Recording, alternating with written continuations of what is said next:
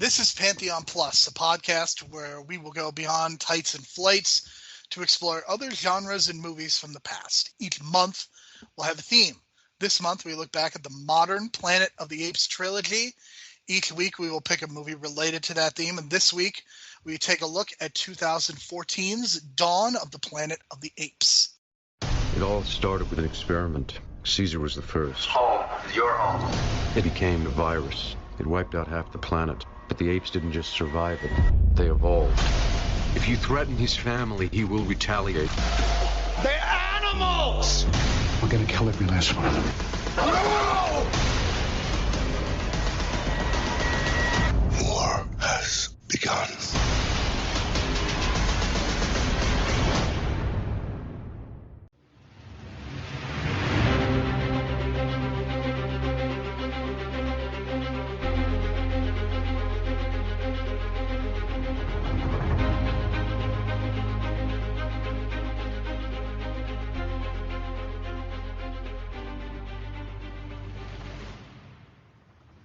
My name is Jerome Cuson. You can find me on Twitter at JeromeC1985. You can find additional episodes of this podcast through Apple Podcasts, Stitcher, Spotify, and all of your favorite podcast apps through The Real World. We strongly encourage you to leave a 4- or 5-star review so as to help people discover this show and the great work that the folks at The Real World are doing. If you would like to interact with us or send feedback, you can do so by following us on Twitter at Hero Pantheon. My co-host for this week and every week will be Brian DeBrain. He can be found on Twitter at Brian DeBrain. And Brian, last week we talked about Rise of the Planet of the Apes, which was a very good start. There are some flaws to the movie. It is certainly not perfect, but I think the game really gets elevated, so to speak, with this movie, as Matt Reeves, who is a former collaborator of J.J. Abrams, and is kind of doing his own thing now with these Apes movies. He, of course, is the director for the upcoming Batman movie that stars Robert Pattinson.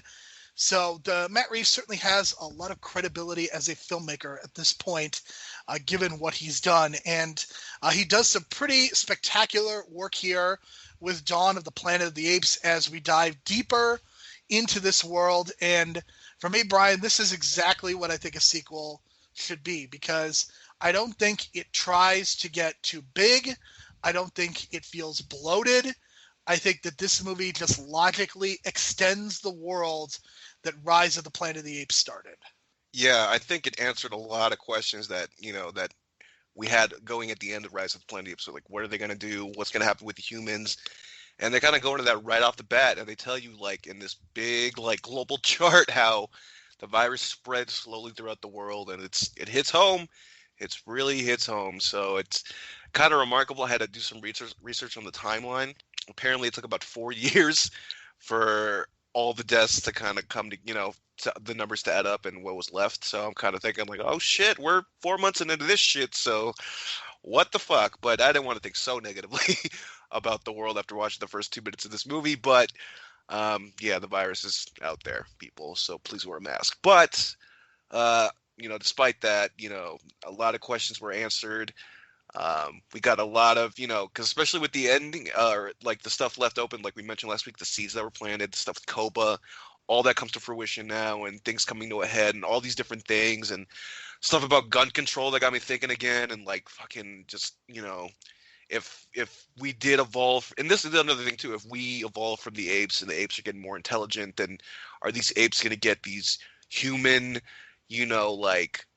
greedy tendencies, and that's what becomes a Koba, man, and it's just, he becomes corrupt with, evil, you know what I mean? And that's such a thing that we see in these, in humans all the time, but to see it in the ape form, and then just the betrayal of it all, it really is just heartbreaking stuff, man. And it goes to show you that, like, even though not all apes are good, apparently, because Caesar was kind of this, naivete kind of thing going on, thinking that we can all be family or friends and family, but he had to learn the hard way, man. And it just really hits home by the end that, like, it's out of his control by now, and that the war has started, and he didn't want to start it, but unfortunately his trust in Koba leads to this war, man, and it sucks. I think the thing that I appreciate so much is ape good, human bad. That is not necessarily the rule of this movie. And I think what happens with the original 5 movies is I think you get, like in the first movie, humans good, apes bad. The second one, still kind of the same thing. You get to the third one and the fourth one, and it kind of reverses itself. And then the fifth one, there's a little bit of nuance. But here, they really go out of their way to establish that there are bad humans and there are bad apes. And the bad humans and the bad apes interact with each other. I think probably the most famous scene of this movie is what Koba does with that machine gun, and just how surprising it is. I mean, they think that Koba's this dumb monkey who doesn't know anything, but Koba takes the machine gun and basically brutally kills 2 people and kind of tries to incite violence for his own cause. And I think the other thing that this movie does so incredibly well is just establish how easy it is to become a fascist. And that is something that I think is ultimately really important to consider. Think about just how quickly Koba is able to rise to power, to get people loyal to him just by inciting violence and by being a quote-unquote strong leader. And I don't think that this is subtle. I think this is something that Matt Reeves is very clearly trying to get across in this movie and a little bit in the next movie as well. And in the next movie, it's much more focused on the military, and we'll talk about kind of that angle. But in this movie, Koba's a fascist, and he's a bad fascist. And the humans, some of them are trying to survive, but, you know, we even find out that Gary Oldman's character is ultimately not a good person because of what he tries to do. And you can kind of justify it, you can kind of see his point, but that doesn't make him right. And the same thing for Koba.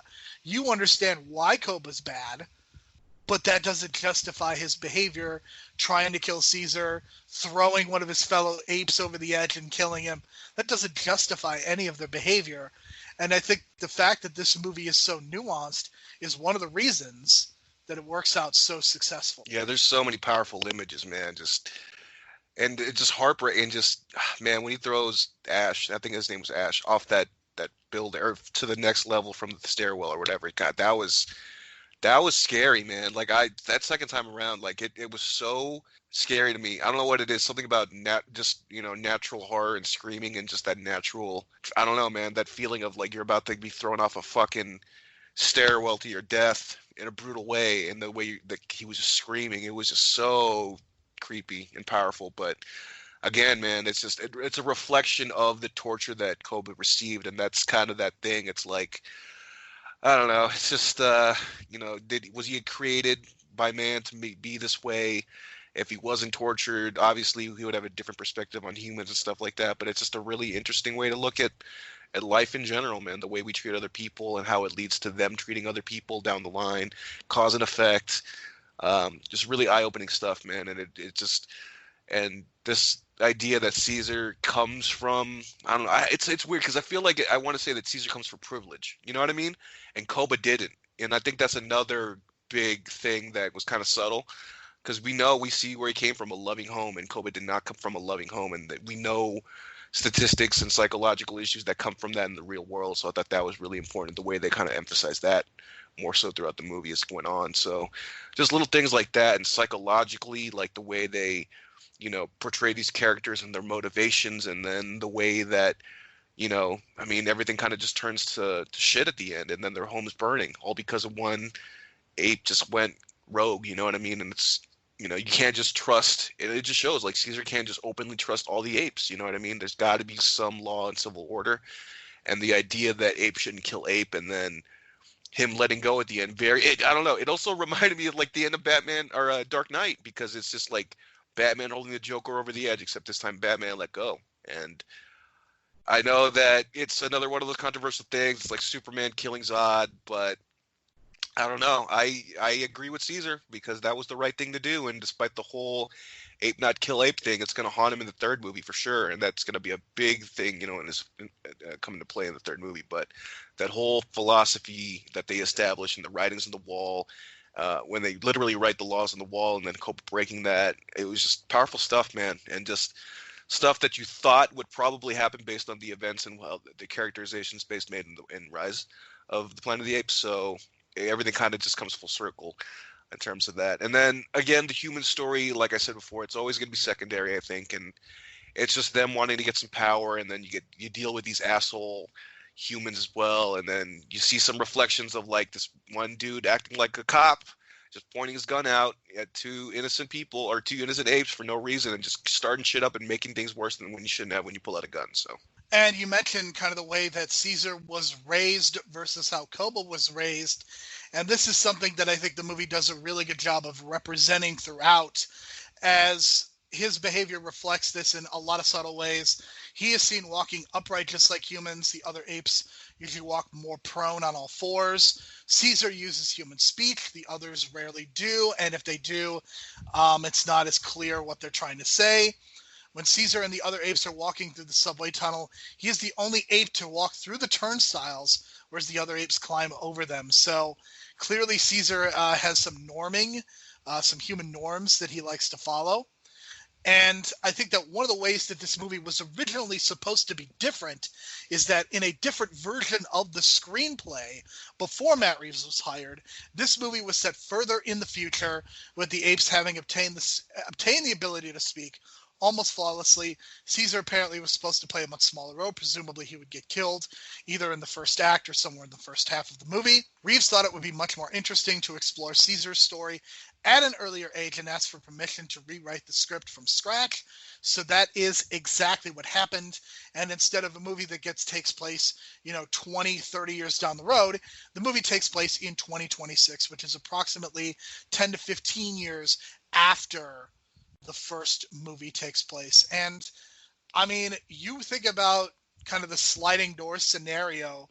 How different is this movie if it doesn't focus on Caesar? I don't know if it's as good or if it's as bad, but I think part of what makes this trilogy so special is that we are focused on Caesar's story for all three movies. And even though there is a lot of time that passes between each movie, we still do get a sense of Caesar's story. And I don't know, I would have a hard time enjoying this franchise as much if it focused on other apes.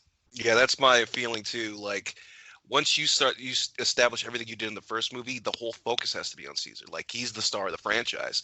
So the idea that you kill him off in the first half of the second movie makes no sense to me. And I'm glad Matt Reeves got the logic in him to figure out that, hey, this is the story we need to tell. Because in all previous Apes movies, it's always about, they're always referencing Caesar, and then in 3 and 4 and 5 you see like the real Caesar, but you never really see him go through this struggle like you see him here in this new trilogy. You know what I mean? So there's something about his struggle, and then the way that he's just trying to establish his community, and then the way he's trying to establish everything in the rules and everything that we know as canon in like the first movie and everything that's been established in their society. It's like, it's this very start of it here. And I find that even more fascinating, because like I've always wondered, even like when I watched the first movie originally, like how did this come about? And they kind of start to show you in 3, 4, and 5, but this is more of the accurate portrayal, I think, in terms of the way it would happen, not some time travel stuff. So yeah, and then I don't know, I just feel like this movie with Matt Reeves, it was such a tonal shift from the last movie that it needed it, because it becomes so much darker.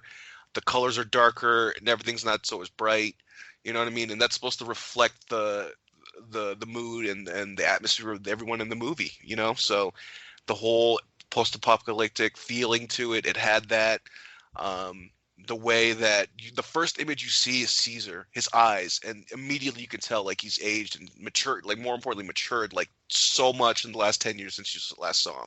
So I think that's very important to establish, and everything that goes with that. And the last shot of the movie is him in his front of his eyes again, like a close-up of his eyes, almost like the Clint Eastwood thing in The Man with No Name and all that stuff. So Matt Reeves is very particular, it feels like, on what he wants to show in terms of his imagery. And I think he gets the storytelling aspects better than Rupert Wyatt did in Rise, like, because he's more in tune with the characters, I feel. He's very, like, he shows, like, the real drama between the characters, more so, I think, than the last movie. Just him and Maurice sitting there at the top of the rock, just talking about life and where they've come in the last 10 years. That just like a great scene for me, because it shows, like, how far they've come, and like it's just them trying to act normal, and it's like the calm before the storm, you know what I mean? So there's all these little great things that he does in the imagery. The script, unfortunately, again, some of the female characters underwritten. Like Caesar's wife doesn't say anything, I don't think, and it's unfortunate. And again, it's Judy Greer, who was the mom from Ant-Man, who got to do nothing and is now at the same role where I think she had even less to do. So there you go. She is also the ant in Jurassic World that had nothing to do. So this is definitely a disturbing pattern because Judy Greer is awesome and she deserves a lot. She deserves a lot better than the roles that she's been given. But I mean, this is almost offensive the way that she is treated, that her character is treated in this movie, because literally all she does is make a baby and get sick. That's it. Yeah, pretty much, man. And that was kind of disappointing because, I mean, first time I saw this movie, no clue who played her, didn't really care because she had no significant role. And then reading that it was her, it was like, God, it's like full circle again for me and you because we keep reviewing these movies where they're in. It's just like the same thing, just these side roles that get nothing. But it's unfortunate. But there's just a lot of, I guess another subtle theme about this movie is the whole male dominant alpha male aspect of it all and how kind of ridiculous it can get sometimes and how it can push people to extremes like Koba did. Yeah, I mean, I think that this movie, I think what it does is it takes this world and just goes so much deeper, but not in a way where it feels overwhelming. And I think what Matt Reeves is able to do here is so impressive. And I don't know. I'm going to say something about Matt Reeves. I don't know if I'm going to do it this week. I'm probably going to do it next week just because I think it'll make a lot more sense given what I think of who the MVP is. So I'm going to save the rant for next week. But I think that just the way they get across the virus and the way that they show it, they basically go through the opening credits and explain everything that's going on with the virus. And I really appreciated that they didn't dwell on it very much, that they just said the virus has spread, it's killed a lot of people, and that's it. That's really all we need to know as people watching this movie. And sometimes I feel like movies try to explain everything and it's really annoying. And sometimes you don't have to explain everything. If you just say, this is a really bad virus, it killed a lot of people, the trees grew in, even though it's only been 10 years, all the trees grew in, and that's fine.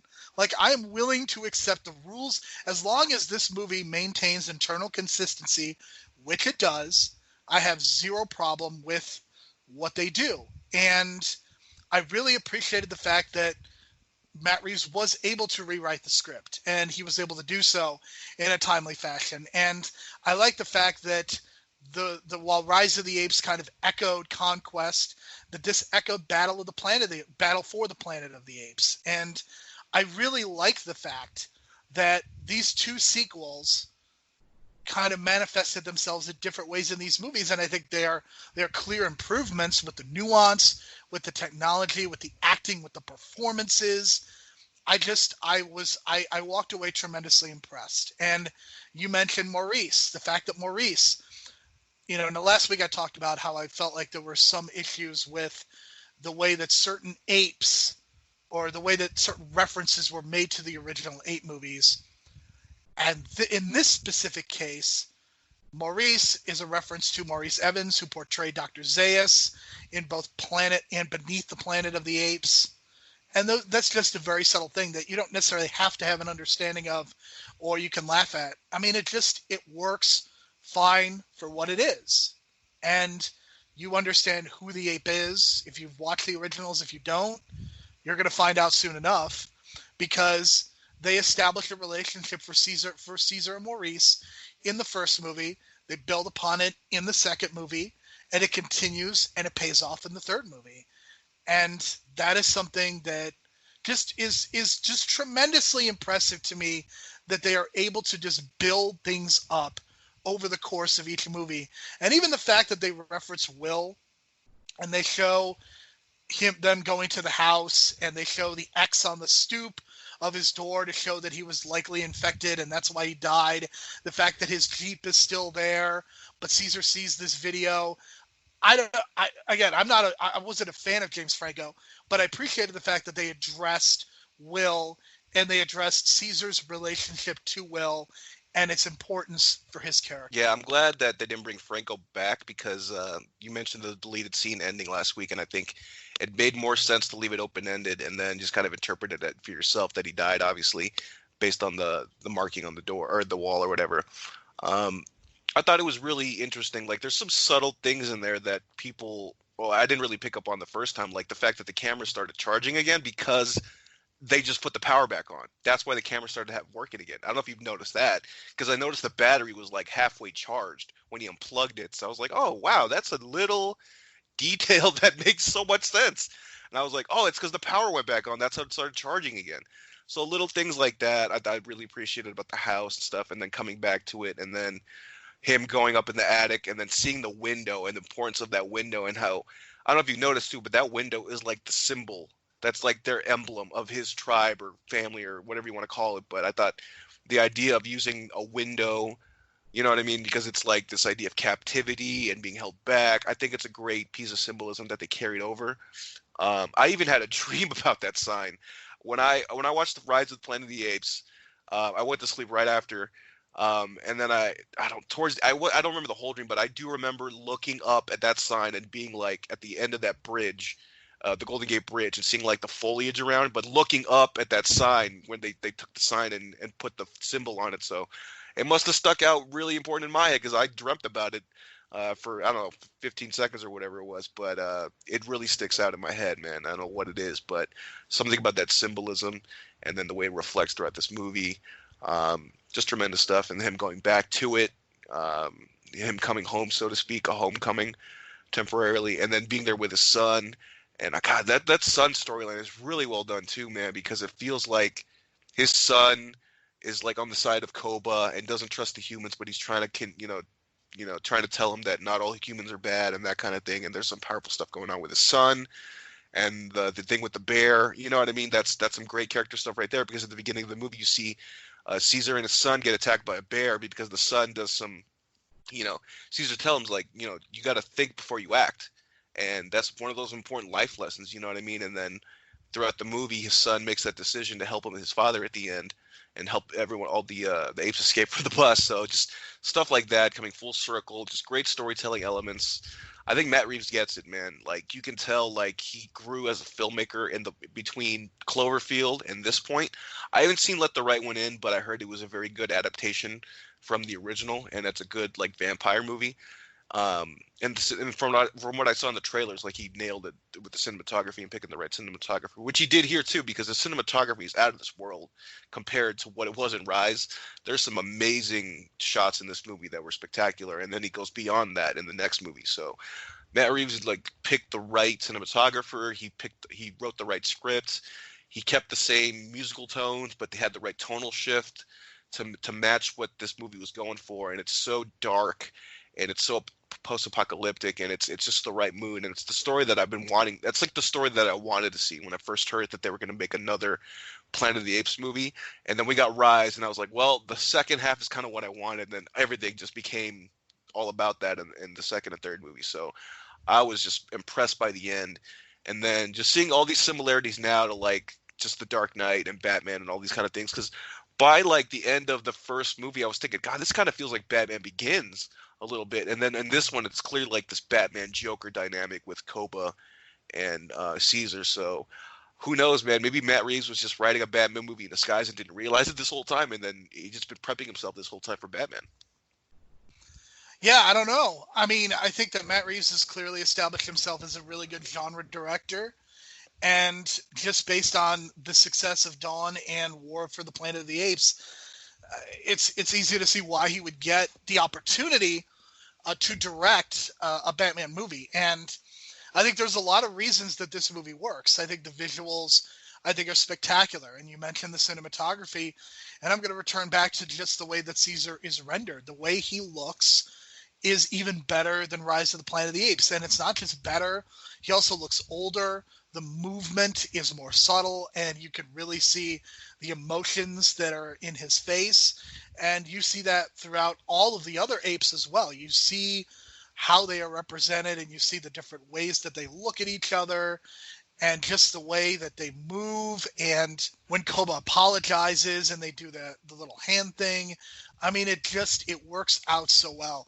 And it's not just the visuals of the apes that impressed me, but it's also the civilization, the way that ape civilization, the way that it's designed, the way it looks, I think works tremendously well. And even San Francisco, the fact that it's so specific and the fact that they kind of have this tower that they've built up, and just the way that San Francisco has kind of just degenerated so quickly, and where nature has grown and it's just taken back over so quickly. I mean, the symbolism is not subtle in that way either. But yeah, I think the visuals are just tremendous, and we again return to this idea of the killer virus and the fact that it has taken out so many people.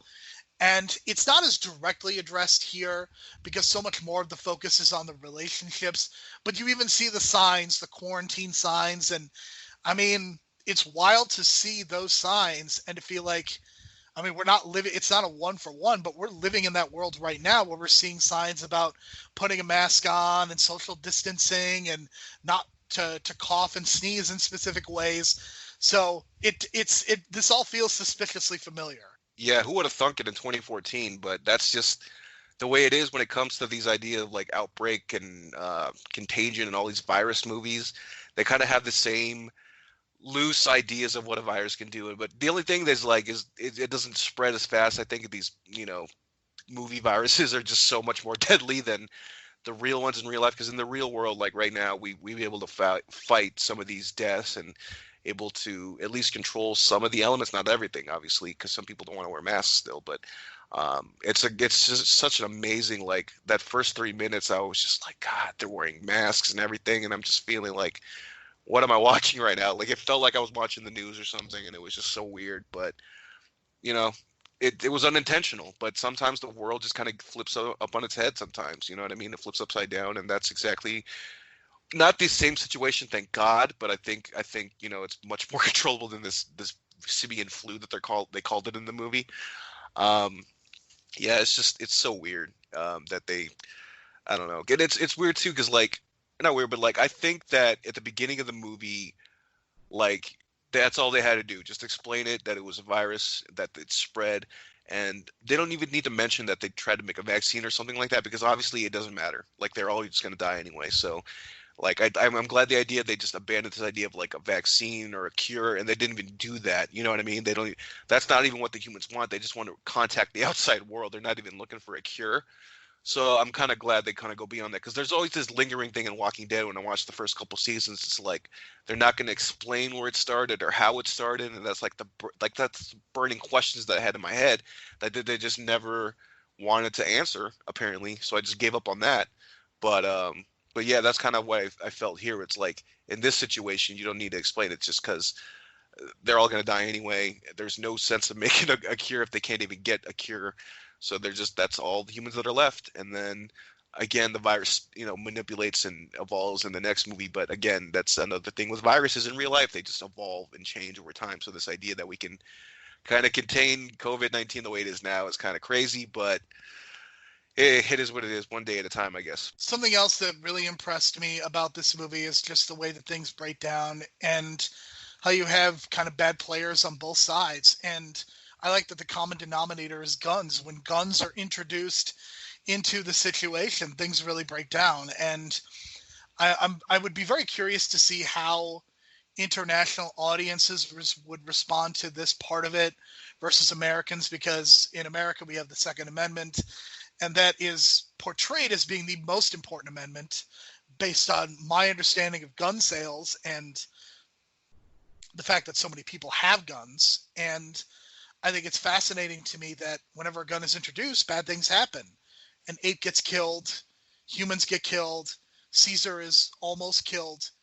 And I love the way that that's portrayed. And I think there is this idea of action scenes kind of being thrilling and exhilarating. I think when you talk about like John Wick and watching those movies, and I mean it's almost like gun pornography at a certain point with how those movies treat guns. But it's so much different in these movies because there's such a tragedy to the action scenes, and that goes for all of the action scenes throughout. And a lot of the action is kind of saved for the end. But when those apes are on the horses and they're using guns and whatnot, it's not portrayed as a heroic behavior. It's not one of those things where you want to see the humans die, and you don't want to see the apes die. You just know that this is going to be a tragic situation, and that good people, quote unquote good people, and quote unquote bad people are going to die on both sides. And what is the value in that? And I think it's really hard to do an anti-war movie because of just how war looks. And just if you shoot it right, war is going to look exhilarating.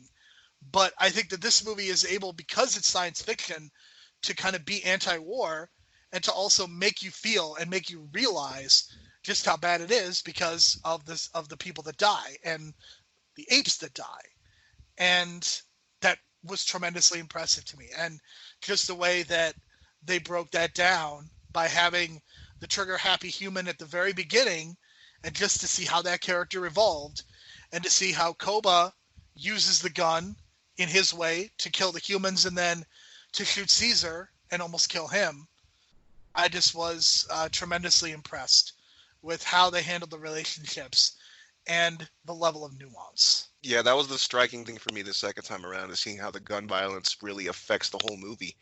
And like from that very first scene that you mentioned, that's pretty much what the movie is going to be all about. That kind of sets you up as like, okay, guns are going to be involved. You know, people are going to be scared. Apes are going to be scared. They're not going to be knowing what they're doing, and it's going to end in violence and death, because that's usually what happens with people with guns, and they're scared. And that's kind of what's going on. And when he pulled that gun out on the two apes at the beginning, I was like, God, it feels like I'm watching like one of these viral cop videos right now. You know what I mean? Especially in this whole Black Lives Matters movement. It was just kind of like, it felt weird watching that, because it felt like I was watching a cop pull a gun out on these two kids, pretty much. You know what I mean? And it was kind of like it just kind of shook me a little bit. You know, it's that one scene, and then it's everything how it plays out, and then that asshole character, I think his name's Carver or something, and then that speech or that dialogue later on at the campfire, how he's blaming the apes for the flu, even though it was man-made, and this woman who's a scientist from the CDC is literally telling him to his face that it wasn't the apes' fault and it was man-made and it was not their fault, and he's still blaming the apes. And it just reminds me of this bullshit that we're going through now about, you know, the Kung flu or the Chinese flu that these people are calling it, and all that bullshit, and the way Trump called it. And I know it's getting political, but it just reminded me of that so much. And it was so weird, because this is from 2014, and it's the same fucking bullshit mentality of how we approach, you know, the virus and other people, and the cause of it all, and the cause of all the sorrow and violence. And the guy's like, oh, I'm the asshole. I'm like, yeah, you are the asshole, because you're making things worse. And it was just so obvious that that's the point of that character and what that character represented. And you know, to be honest, I was glad Kobe killed him, to be honest, because I was just like, that dude does not, he didn't deserve it to be alive when all these other people were struggling. And it felt like he was just going to be this negative force if he stayed alive, you know what I mean? And just made things worse. So yeah, and that seemed to be more to come in the Woody Harrelson character in the third movie, but that was just kind of a preview of that. So I thought that was really well done, and the way they did that character, and the way that, in a way, Koba becomes him, like the ape version of him, of that character. It's almost like they're the same, even though, you know, they're different species or whatever. But I thought that was just a really powerful thing, man. And then the way that he grabs the gun himself and sets up the humans and blames it on sees, like, that whole thing was just so sad and shocking. Like, I was just in shock. And then you mentioned them on the horses when they were approaching the civilian camp or whatever where Gary Oldman is, and the way that, I don't know, it looked incredible, but at the same time I was just feeling like so heartbroken and sad, because you know what's going to happen, and it's just not going to end well. No, it certainly wasn't going to end well, and I really love the way that they built up Koba in these movies. He is a much more competent fascist than the current occupant of the White House, certainly, and I think that the way that his character is portrayed, it made a lot of sense. They built him up in Rise of the Planet of the Apes so that he could fall in Dawn of the Planet of the Apes. And I really appreciate kind of the journey that they send him on, because you understand why he is the way that he is. And it's not like he's a mustache twirling villain. He was tortured, and you see that. You see in his eye, in his body, he was tortured by humans. So you understand his perspective, but just because you understand someone's perspective, that doesn't give you the right to kill someone or shoot someone or throw someone over a balcony.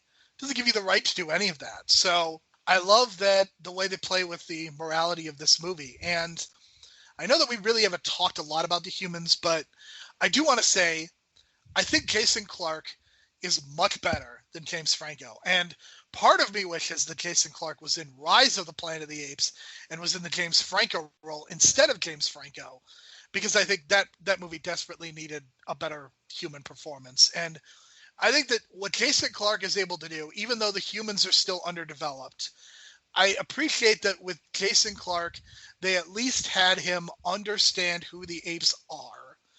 And even though he is a human being, he also understands that he is in a precarious situation and he is not in control of that situation.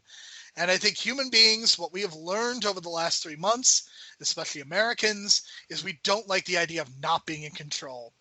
And Jason Clarke, that character, understands he's not, and he's willing to negotiate, and he's willing to learn, and he's willing to discuss. And these are ideas that are so important. And towards the end of the movie, he doesn't want to blow up the tower, even though all the apes are going to get killed. He doesn't want to do that because he understands that things are not as easy and as simple as we're going to take a gun and kill someone, or we're going to take a bunch of bombs and blow them up. So I appreciate the nuance that character had. And in a different movie, I would imagine that Jason Clarke's character would be the hero. He is not written to be the hero of this movie, and that's perfectly acceptable. But I think of these first two movies, as far as the quote-unquote good humans, I think Jason Clarke is the best. It gives the best performance. Yeah, it's definitely the best human performance so far of the two movies. You would think that Gary Oldman would kind of outdo him, but Gary Oldman was kind of, I don't know, he only had 6 or 7 scenes, I think. He's not as much in it as you think. Even though he has one good scene where the power comes back on his iPad and he sees his family for the first time, he starts breaking down. That's good old Gary Oldman for you. But Jason Clarke, man, like, something about his eyes. I don't know what it is, but I felt like he performs so well just for the way he looks and the way his eyes react at certain things. Because they're so wide open at the times where it's like he doesn't know what's going on. Like the first time he sees Caesar, he's like in shock. And then, he starts to like get to know him better, and then they start to relate and all that stuff. So, yeah, I think he was such a well-written character. Especially the second time around, man. You see how much of a peacemaker he's trying to be. And he's just struggling to maintain the peace between humans and apes. And he's willing to kill, like he's willing to die to just, do the right thing. And I think that's the most honorable thing you can do in this post-apocalyptic world that you're living in. So he did a great job in terms of his performance. I'm kind of glad that it's a deleted scene in War, but apparently, I guess Woody Harrelson and the army killed him and like the other guy or the other kid and Kerry Russell. So I'm glad they cut that out because I did not want to see that. And I'm hoping that that's not acknowledged as canon because I felt like him and that an open-ended ending for the human. We don't know if he dies or not. I think that was the best way to go because if he died, I think, God, that would have been so much more of a heartbreak too. But I'm glad they didn't, and they just kind of kept the heartbreak to a minimum. But and then he kind of just fades out in the shadows at the end, which is great because that's kind of the way it should be, just kind of fade out, and his story's over. And I'm glad we didn't get to know him so well. It's just more about him dealing with it all and kind of like experiencing it all and trying to just make sense of the world that he's living in right now and trying to make sense of the whole ape situation that's been thrown at him. And he's trying to keep a level head. And you can tell he's like anti-gun too. Like he doesn't really use the guns. Like he maybe points the gun at the beginning of the movie, but he doesn't really, use it as his primary, like I'm going to grab a gun in this tight situation. And that's his primary go-to. So I'm glad they kind of shaped his character like that. And, just the way that he's, even though like they tell him to go away, he keeps coming back and he keeps begging Caesar, and then eventually Caesar wins him or gets on his side and they're on the same side. And I like that established, like that relationship they build in this movie. And then at the end, like they have this respect for one another and they help each other. And that's kind of the symbolism because like the humans and the apes have to come together in order to coexist in this world, and that's kind of what he was trying to do. But again, shit goes off the rails when greed and corruption get in the way. And that's what happened with Koba. Yeah. And I think it's just this movie is so well executed, and I think the flaws are pretty minor. I think the human plotline, again, it just doesn't work as well as the Apes, and I think that is a byproduct of the fact that our concentration is on the apes building the world, and we're not really focusing on the humans kind of losing theirs. Kerry Russell is awesome. If you have ever watched The Americans, then you understand how much she's being wasted in this movie. She plays a doctor. She repairs a couple people's stitches, or she puts some stitches in and saves a few injured people. She kisses Jason Clarke. That's about it. A terrible waste of Kerry Russell. Does she get wasted more here than in Star Wars Rise of Skywalker? I don't know. But it's pretty bad, and it really makes me mad because Kerry Russell's really good. And again, if you have not watched The Americans, go do that. Hell, you can watch Felicity, a show that I'm not necessarily a fan of, and understand that Kerry Russell is a very, very good actor. And it's unfortunate she doesn't get a lot to do here. Yeah, I was thinking maybe they should have gave some of the scenes that they gave Jason Clarke to her and kind of even things out. Like, it doesn't necessarily have to be Jason Clarke to do some of those things. It could have been her. But again, it's just the way they kind of wrote it, or he wrote it. Different perspective 5 years ago. Maybe you write that script now, it's a little different, and she's doing different things. But again, Rise of Skywalker was last year, and even though I was kind of satisfied with what she did in that, because that was an overloaded cast anyway. But in this case, like, you had enough room to kind of develop her character a little bit, and they didn't really do that. It felt like they focused a little bit on the other kid who, I forget his name, but he ended up playing Nightcrawler in the X-Men in Apocalypse. I forget his name, but for some reason they focused on him and Maurice, which kind of went nowhere. I don't know why they did that, and for some reason Maurice was interested in Black Hole, which is like this popular cult graphic novel from when I was in college. It was either that or Scott Pilgrim versus the World. I chose Scott Pilgrim, but I remember Black Hole being that like indie cult graphic novel from back in the day. So I was like, that's so Matt Reeves. That's something that Matt Reeves would probably throw in from that era. So that makes sense. But yeah, it was what it was. But for me, that the things that don't work is well, I wouldn't say necessarily it doesn't work. It's just the ending. Like, I don't know. It felt like they were going for like this big, spectacular, like comic book type fight at the end with Koba and Caesar, and it just went too much, a little too much. When they started hanging from the chains and fighting each other, I thought that was just too much. Like, you didn't have to do that. That's just, now you're just showing off with the CGI and stuff like that. That was a little too much. Other than that, I think everything else was pretty great. Like the way they set everything up, like I mentioned, the cinematography. There's this one amazing shot where they put the camera in the freaking tank and they do the full 360 shot. I don't know if you noticed that, but that was definitely my favorite shot of the whole movie. Like, that looks so cool and well done. It kind of, you mentioned before where you shoot war scenes and it looks spectacular sometimes. That was the one case where that looks spectacular, even though the whole thing was sad to watch. But goddamn, that the whole 360 camera shot, that was spectacular. I would agree. I think that there are a lot of spectacular shots, and I think the way the action just is shot in general is pretty great, and is definitely something that is well worth watching and checking out. And yeah, I just walked away tremendously impressed with everything about this movie. And I think other than the lack of respect for female apes, I mean, my understanding is there has to be more than one, but we really only get one, and she barely gets anything to do. And I think that is something that if they continue this franchise, I hope that is something that gets expanded upon a little bit, because, there have been females in this universe before, and I think that we need to see more of them represented, especially in these times. So for me, that's really the only other thing that doesn't work. And obviously that's very closely related to Kerry Russell. And I said this last week, I'm going to say it again this week. This should have been War for the Planet of the Apes, because in the third movie, they're not really fighting for it. This is the movie where they actually fight for the Planet of the Apes. My MVP, I'm going to go with Matt Reeves, just because I felt like this total shift that Rise had this like family friendly kind of tone. They really had to switch the tone to a darker tone, and they did that so well in this. And they had to show all the morality that's going on. Nothing is black and white. It's very gray, and you just see a lot of gray in this movie too, which I thought was very like literal and specific. But because this movie's all about the gray area, it's the darkness of morality and all that kind of thing. So I thought Matt Reeves bringing this tone to it. I almost want to give the cinematographer the MVP, but I'm going to save that for next week because I think the cinematography goes even crazier, even better in the third movie, and they stick with him. But yeah, Matt Reeves, man, I felt like this was his like coming out party because like Cloverfield's cool and all, but it's very like restricted in terms of what he could do, like what he can do in a point of view movie. I didn't see Let the Right One In, but this felt like his big budget blockbuster movie coming out party, and he totally deserves all the reward that he got from it. He got the third movie, he got the Batman movie after this, so I think Matt Reeves did a hell of a job bringing this franchise to the next level. I'm giving it to the visual effects artists once again. I think they did an even better job of just making the apes look good. But it's not just making the apes look good. They also had to create a civilization, two civilizations, the human one as well as the ape one.